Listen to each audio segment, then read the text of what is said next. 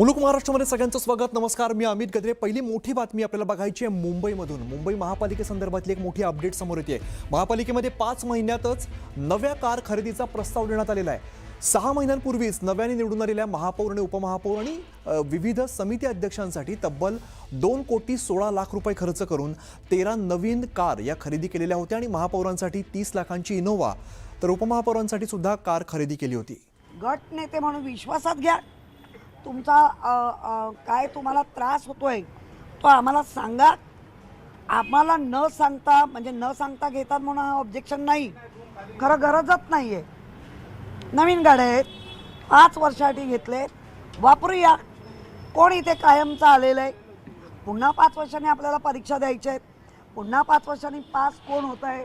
कारण नापास किती वेळा कोण कोण झाले ते दिसत आहेत. 9 2 गॅप घेऊन आलेली लोक आहेत. आधीच ताई ठेवी मोडलेल्या आहेत आणि त्याच्यामध्ये थांबा बोलते ठेवी मोडल्या, त्याच्यावर पण आम्ही श्वेतपत्रिका त्याच्यासाठीच मागतोय. कारण आत्ता लक्षात येत आहे की या ह्याच्यामध्ये रस्त्यामध्ये 158 कामाचा म्हणजे 158 प्लस करून कामं दिली आहेत. जी 20% आपण मागे जाऊन देत होतो ती 158 पोचली कामं. म्हणजे 9,780 कोटी हे महापालिकेचे लाडक्या कॉन्ट्रॅक्टरना गेले. हे पेपरवर आहे, मी आरोप नाही करत आहे, हे पेपरवर आहे. काय चाललं आहे मुंबई? ह्याच्यासाठी तुम्हाला मुंबईकरांनी पुन्हा चला आमच्याकडनं काढून तुम्हाला दिली, ह्याच्यासाठी दिली. लुटो, मुंबई आलात लुटा. हां, महापौर बंगला 2 कोटी खर्च झालेला होता, छान होता. 4 कोटी झाला, 4 कोटी महापौर बंगल्यावर. का 2.5 वर्ष प्रत्येक महापौर राहणार, निघून जाणार. त्याच्यासाठी 2 कोटी ऑलरेडी खर्च केला होता. 4 कोटी गाड्यांचे 10 कोटी. काय चाललंय काय तुम्ही अशा पद्धतीने?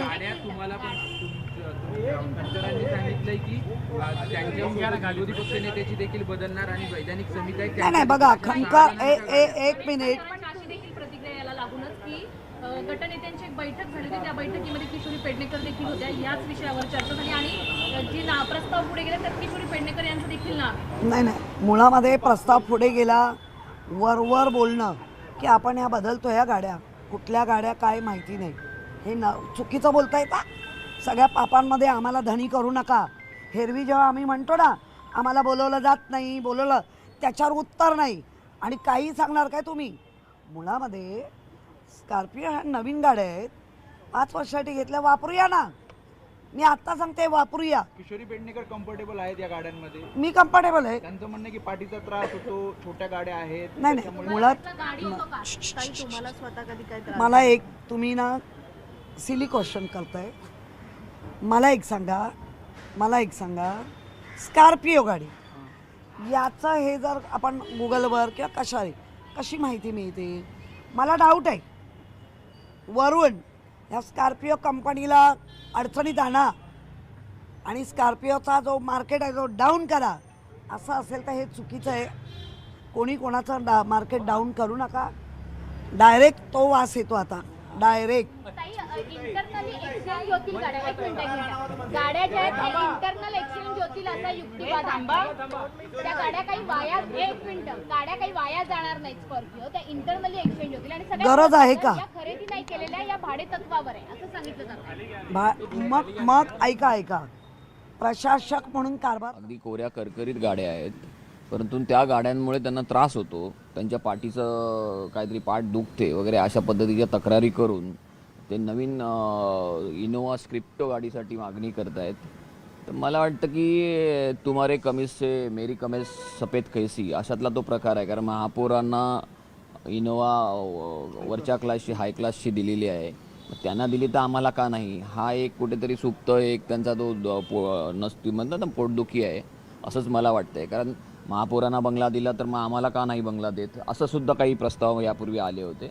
तर मला वाटतं की ह्यांना इनोवा क्रिस्टो घेऊन ज्या आता नवीन ज्या स्कॉर्पिओ आहेत त्या वॉर्ड ऑफिसरांना द्यायच्या आणि वॉर्ड ऑफिसरांच्या ज्या काही जुन्या स्कॉर्पिओ आहेत त्या अभियंत्यांना द्यायच्या.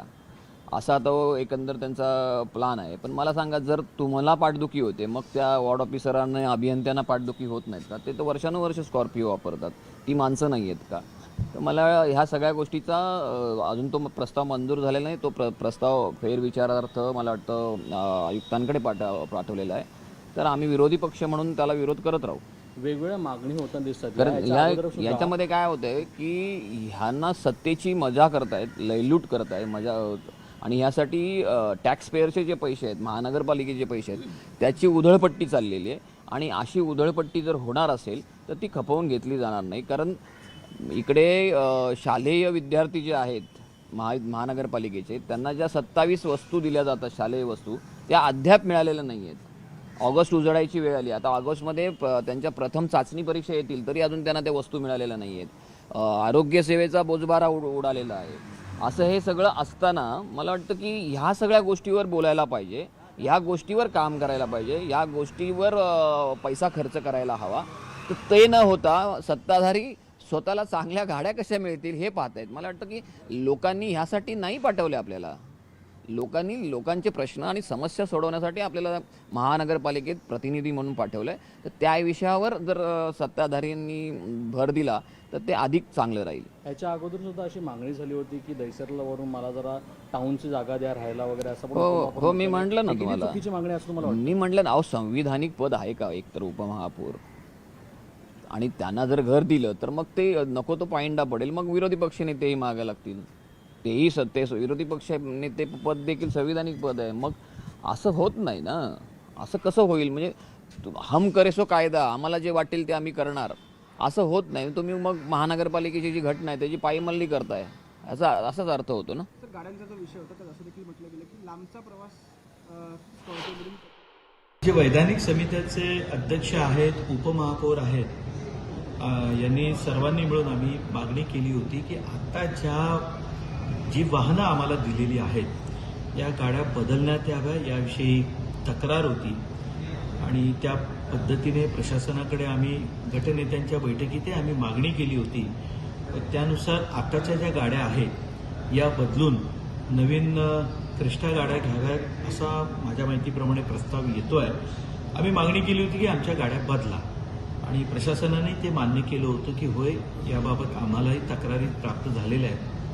त्या अनुषंगाने आता नवीन गाड्या येतील अशी आमची माहिती आहे. वैधान कैदा करो, ये उचित नहीं है. मैं पुनः आपसे आग्रह करता हूं कि प्लीज आप अपनी अपनी सीट पर बैठिए. प्रश्नकाल के बाद इस चर्चा में भाग लीजिए. प्लीज प्लीज बैठिए. इकरा चौधरी जी मेरे पास आई, प्रश्नकाल चलने दो. सच्चिदानंद जी मेरे पास आए, कई मान्य सदस्य मेरे पास आए. आप मान्य सदस्यों के हक को नहीं मार सकते, ये तरीका उचित नहीं है. आप अगर सदन को वैधान करना चाहते हैं, नियोजित तरीके से गतिरोध पैदा करना चाहते हैं, ये संसदीय परंपराओं के अनुरूप नहीं है. सदन की कार्रवाई आज 12 बजे तक के लिए स्थगित की जाती है.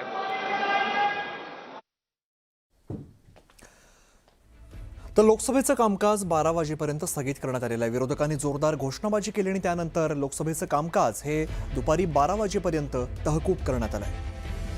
आज सुद्धा विरोधकांनी कामकाज सुरू झाल्यानंतर जोरदार घोषणाबाजी केली आणि त्यानंतर अध्यक्षांनी लोकसभेचं कामकाज 12 वाजेपर्यंत तहकूब करतो असं सांगितलंय.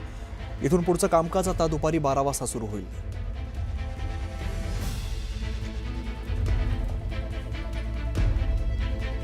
पुढची मोठी बातमी आपण बघूया. जेनझीवरती वादग्रस्त वक्तव्य करणाऱ्या कंगना रनौत संदर्भात महत्त्वाची एक अपडेट समोर येते. आपण बघूया कंगना रनौतला महाजनांच्या कानपिचक्या बघायला मिळत आहेत. कंगना रनौतला मंत्री गिरीश महाजन यांनी कानपिचक्या लगावलेल्या आहेत. वक्तव्य करताना तोलून मापून बोललं पाहिजे असं महाजनांनी सांगितलंय. परीक्षा घोटाळ्यांवरती खुद्द मोदींनी लक्ष घातलेलं असताना अशा प्रकारची वक्तव्य योग्य नसल्याचं महाजनांनी म्हटलंय. आपण बघितलं होतं काल कंगना रनौत यांनी एक वक्तव्य केलं होतं. जेनझीन संदर्भातलं ते वक्तव्य होतं. यावरती आता महाजन यांनी यात वक्तव्य केलंय. गंभीर विषयात वादग्रस्त वक्तव्य करू नये असं गिरीश महाजन यांनी सांगितलंय. मला वाटतं असं कोणी स्टेटमेंट करता कामा नये. आपण बोलताना थोडा विचार केला पाहिजे, कारण इतके विषय गंभीर आहेत. मोदीजींनी स्वतः त्या विषयामध्ये आता लक्ष घालून मोदीजी स्वतः त्या विषयात बोलत आहेत. त्यांनी आता परीक्षा पद्धतीमध्ये किती सुधारणा ते करतायत. आणि मग असं असताना मला वाटतं आमदार असतील, खासदार असतील, मंत्री असतील, आपण थोडं तोडून मापून बोललो पाहिजे.